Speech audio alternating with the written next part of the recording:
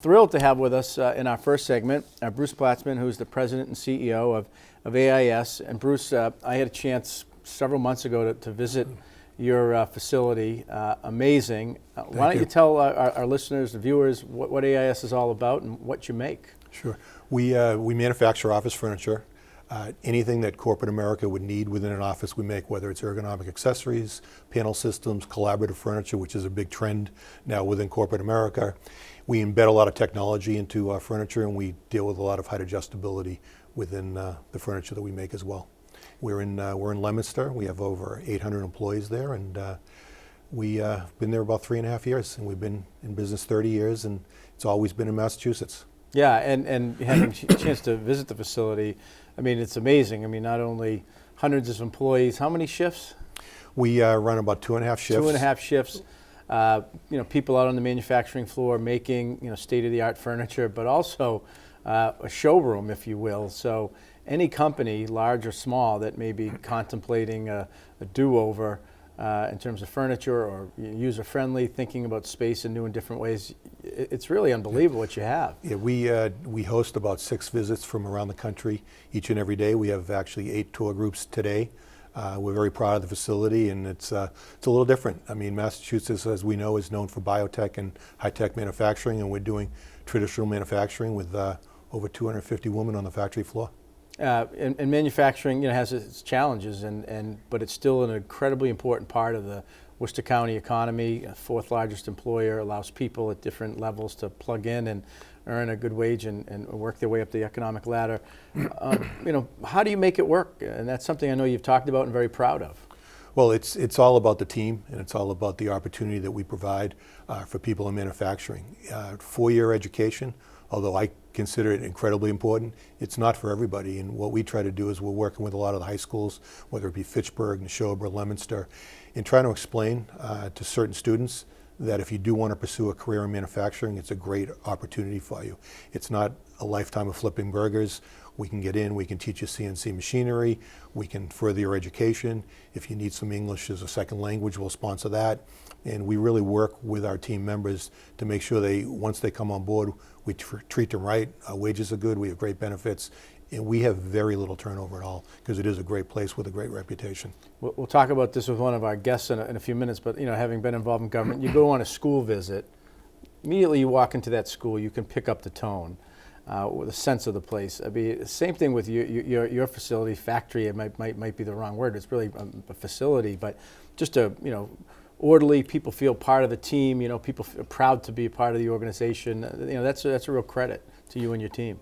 Thank you. It's important because again, we're not known for manufacturing in the state, or traditional manufacturing. We need to go out of our way to make sure it's a pleasant work environment, and it's a place that people can go to work every day, make a good living, come home to their families, and really provide for an education for their kids as well. And one of the things that I liked, with the tour that we had with a member of your team is that, it's a good place to work when people, they're referring family members and others to come. Yeah, that's a sign. They wouldn't be referring them if they didn't like the place. So it wasn't a place they felt they had an ownership stake. And we have some families where there's over 20 family members working within the factory. Good stuff. Now, to compete in manufacturing, you got to be smart, agile. You've embraced the kind of whole solar renewable piece in terms of energy cost. As far as that's concerned, sustainability, it's a big part of our industry, and it's a big part of AIS, and it's really important to us. And the first statement that we made, which was a little bit self-serving because we saved a lot of money, but at the same time it was a big statement of what we're all about, was we installed 10,000 solar panels on our roof about 3 years ago. It offsets about 60% of our power in the summer and about 50% in the winter, depending obviously on how much sunlight we're getting for that day. It has helped us.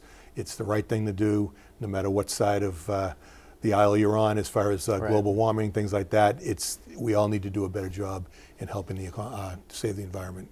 And you've got a good-sized roof, so you can. We do. You can cover it. We do. And in addition to kind of the solar renewables, there's a component of the business that is also recycling. Exactly.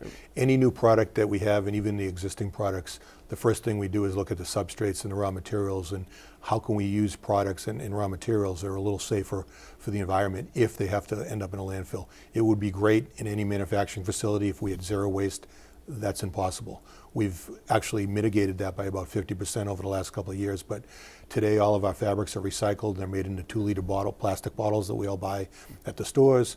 All of our particle board, which all of that waste used to end up in landfills, is now used in the inside of our panel frames. It's the same quality, but at the same time, so we haven't given up anything on the quality. We're having to buy less raw materials, which is great. On the other side, we put over 100 tons of waste of particle board many years ago in the landfills, and today that number is almost zero. Wow, wow, that's a focused effort. It's the right thing to do. That's the right thing to do. Manufacturing. Let's go back to that on a moment. Many, despite all the uncertainties that are out there with tariff conversations in the United States and in Europe and in China, and you deal with that every day, notwithstanding some of those challenges, there are oftentimes companies that are looking to diversify where they manufacture. They might be in Europe, they could be in Asia, and maybe looking to open up an operation somewhere in the United States. Oftentimes the conduit to explore where to locate in the United States will be through the Consul General's office, right. Not embassies, but it's kind of like mini embassies, and many of them exist in Boston for New England. And recently the Chamber, Worcester Regional Chamber of Commerce, worked with the Mass Office of Business Development in bringing together about 20 representatives from various consulates to do them a tour around Worcester County and right. show them some places where manufacturing, other types of industries. AIS was on, I think, the first visit. We were the first. It was. We were pretty proud of that opportunity. The state did reach out to us and told us a little bit about what was happening and how we were trying to recruit different entities, different corporations from around the world to Massachusetts, and they thought that AIS would be a great place to kick off the visit with the Lieutenant Governor, and we had an opportunity to talk to them, and they spent 2 hours touring our facility, and I had the opportunity to really stand up in front of the group and tell them how great Central Mass is, and if you're thinking of relocating a business and you're looking for a strong workforce that's educated, this is the place to do it. And thank you for doing that.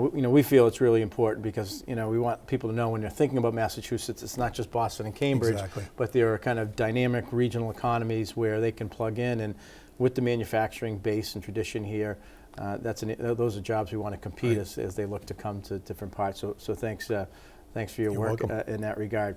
So out there, if people want to learn more about AIS, if you're a company out there, how do they plug in, maybe come up for a visit, maybe have one of your sales team go down and talk about options? We do distribute a very traditional model in our industry, which is through office furniture dealers. But if people reach out to us directly, we're certainly going to host them, whether it's our website, ais-inc.com, or whether it's just calling us on the phone or reaching out to myself. We'd be really honored to be able to work with any entity, whether large or small, within the state. Great. Well, Bruce, thanks for what you're doing. Thanks for employing so many people in the region, and for being such a great advocate and champion for manufacturing. Well, thanks for having me on today.